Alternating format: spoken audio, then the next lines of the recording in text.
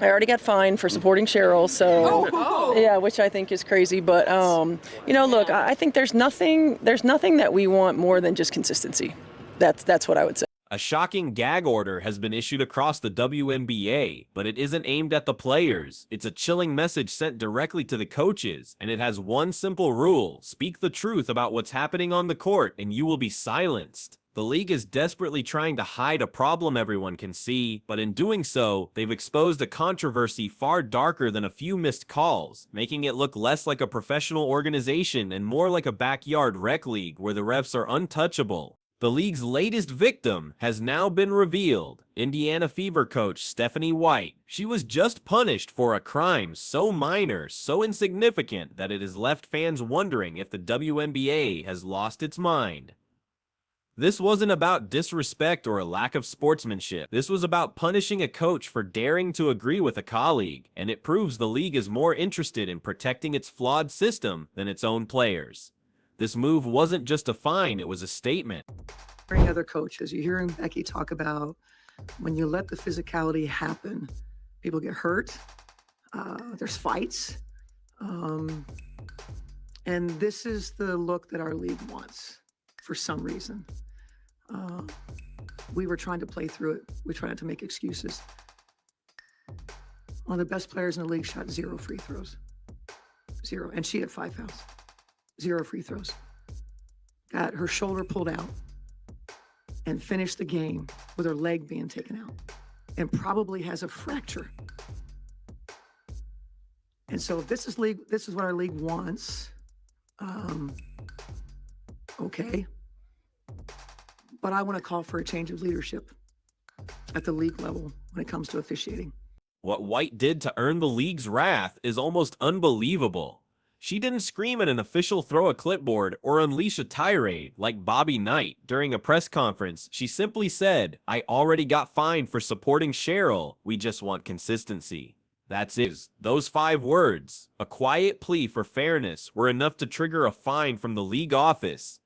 It's a punishment that proves even whispering a complaint is now a chargeable offense. But the real insanity lies in the word that got her in trouble: consistency. The WNBA has effectively weaponized the most basic principle of fair play. By fining a coach for simply asking for consistent officiating, the league has sent a twisted message that demanding fairer is now an attack on the league itself. It's an indefensible position that suggests they would rather have predictable silence than unpredictable, fair basketball. At this rate, a coach sneezing too hard near a referee might earn them a $1,000 bill. The officiating crew that we had tonight, for the leadership to deem those 3 people semifinals playoff worthy. This firestorm, however, didn't start with Stephanie White. The first domino to fall was Minnesota Lynx coach Cheryl Reeve. After watching her star player Nafisa Collier get mauled with no calls in a game against Phoenix, Reeve unleashed an all-time rant in a post-game presser. She torched the officials with a fury that went viral, exposing the frustration that had been simmering all season. The league responded swiftly and brutally, hitting her with a 1-game suspension and a massive $15,000 fine to make an example out of her. Just as the smoke was clearing from Reeve's explosion, another coach dared to speak up. After a controversial loss to the Fever, Las Vegas Aces coach Becky Hammon pointed out the staggering free throw disparity, questioning how one team could get 34 attempts to their 11. She didn't scream or make accusations. She just stated the facts and asked for an explanation. The league's response was predictable and immediate. Another fine, another coach silenced for questioning the integrity of the game. Going to Aaliyah in the second half. What was, I guess, difficult about containing her? I know you guys kind of touched on a few things, maybe with the foul calls, but what made it successful for them to keep going to her tonight? I don't know. You're going to have to ask Aaliyah that question. I honestly, you just do your work. You got to do your work early and make it different. But Aaliyah did say I have a special whistle. And she shot 13 today. Yeah. Yeah, she said the last game I had a special whistle, which is cool. So we just got to play their better defense, make her look a little difficult, and kind of go from there.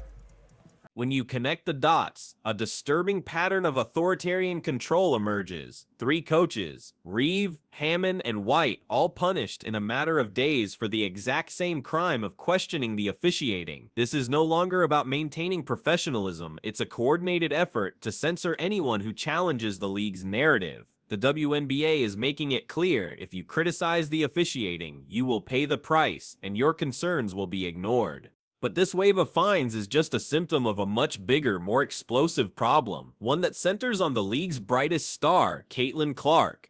Since the day she was drafted, Clark has been subjected to a level of physical abuse on the court that is shocking to witness. She is constantly being hip-checked, shoved off screens, and hammered on drives, all while the referees swallow their whistles and look the other way. While you're looking at that box score, I'm wondering what's really standing out to you there. I was just looking at the fouls. Like, Liz had 5, Jackie had 5, Chelsea had 5. And that's very interesting to me because I'm not saying we don't foul. Yeah, we foul here and there, but that's very interesting. Megan had 4. What? Oh my God, that's interesting. That's what I was looking at. But we'll do better. We gotta play better defense. By interesting, do you mean that shit? Yeah, I can't say that because I got a brand to protect. But I'll say it, I have no brand. yeah, it's interesting. But we'll be better.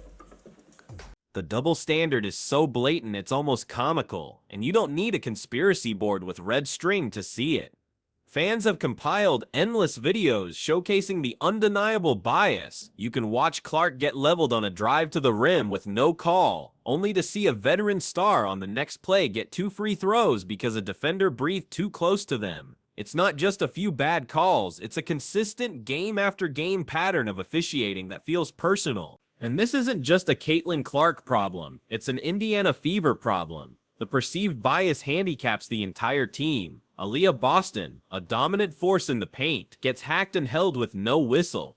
Kelsey Mitchell gets mugged on her drives to the basket. The message from the officials, whether intentional or not, is that this young, rising team has to overcome not only their opponents but the referees as well. It's sabotaging your own product. This glaring inconsistency has fueled a dark and unsettling conspiracy theory that is now spreading like wildfire online. Fans are starting to ask a terrifying question. What if this isn't just incompetence? What if the WNBA is secretly allowing its biggest star and her team to get beat up on purpose as part of a larger, more sinister plan to keep the league's hierarchy in check? The theory digs deep into the financial side of the league. The logic is that Caitlin Clark's popularity is forcing the WNBA to grow too fast. Her superstardom is accelerating demands for expensive changes like universal charter flights and max salaries that some owners simply don't want to pay for yet. By allowing her to be physically neutralized, the league can slow down the Clark effect, control the pace of its own growth, and keep the old guard in power. While the coaches are being fined into silence, the referees at the center of this controversy remain completely untouchable, like sacred cows. They continue to make game-altering mistakes with zero public accountability. There are no press releases admitting to blown calls, no suspensions for poor performance. They are a protected class, and the league is punishing anyone who dares to point out their flaws. This timid, no-criticism culture makes the WNBA look incredibly fragile and amateurish, especially when compared to other professional sports.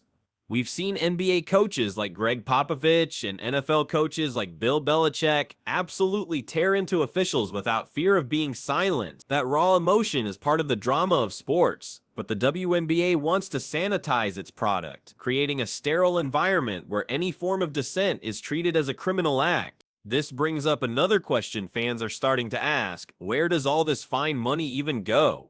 The league claims it's split between charities like WNBA Cares and community grants, which sounds noble on paper, but there's zero evidence that any of it is being reinvested into what desperately needs it: referee training and development. If it were, we'd see improvement. Instead, we see the same mistakes week after week. Adding another layer of hypocrisy to this mess is Becky Hammon. She was quick to cry foul over the officiating when it hurt her team, but fans were even quicker to point out her silence all season long when the Aces were on the winning side of questionable calls. Suddenly, when the shoe is on the other foot, the system is broken. Welcome to the world Indiana has been living in all season, Becky. But the WNBA has forgotten one crucial thing: it can't find its millions of fans.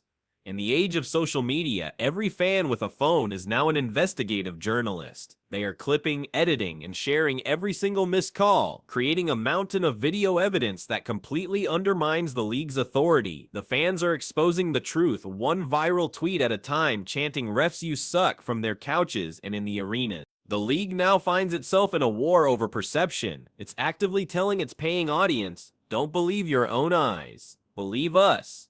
They are presenting a narrative of fair play while fans are watching clips of Clark getting knocked to the floor with no whistle. This gaslighting only makes the audience trust the league less and reinforces the belief that something is fundamentally broken behind the scenes. What makes this entire fiasco feel even more like a circus is how predictable it has become. Everyone knew Reeve would be fined, everyone guessed Hammond would be next, and fans were practically joking online that Stephanie White would get tagged for even agreeing with them, and then it actually happened. A professional sports league shouldn't be so predictable that its fans can call its punishments like it's a scripted reality TV show. Ultimately, the responsibility for this mess lands at the feet of one person, Commissioner Kathy Engelbert. She is the architect of this no criticism policy. With every fine she approves, she sends a clear message that she values the feelings of her referees more than the safety and fair treatment of her players, including the generational talent who is single-handedly elevating her league's profile. The timing couldn't possibly be worse. The WNBA is finally getting the mainstream attention it has desperately craved for years, thanks in large part to the Fever's rise. But the narrative is all wrong. Instead of celebrating the incredible talent on the court in the Fever's near-finals run, the biggest headlines are about fines, conspiracies, and censorship. This isn't just bad PR, it's self-sabotage on a grand scale. This policy is also sending a chilling message to the players themselves. If the league is willing to let its biggest star get abused on the court while punishing her coach for defending her, what hope do other players have? Star players and their agents are watching closely. If they start to believe the league doesn't care about their safety or ensuring a fair game, you've created a problem that no amount of fine money can ever fix. Ironically, the league's heavy-handed attempt to control the narrative has completely backfired. Finding Stephanie White was meant to be a warning to other coaches, but instead, it has become a powerful rallying cry for the Indiana Fever fan base. It's a slap in the face. They now see themselves as fighting a battle not just against their opponents, but against the league itself, and it has only made them louder and more defiant. The WNBA is now standing at a dangerous crossroads, facing a crisis entirely of its own making. In its desperate attempt to project an image of perfection and control, it has shattered its own credibility. The issue is no longer about a few bad calls. It's about a league that has lost the trust of its coaches, its players, and its fans, leaving everyone to wonder if the game they're watching is even real.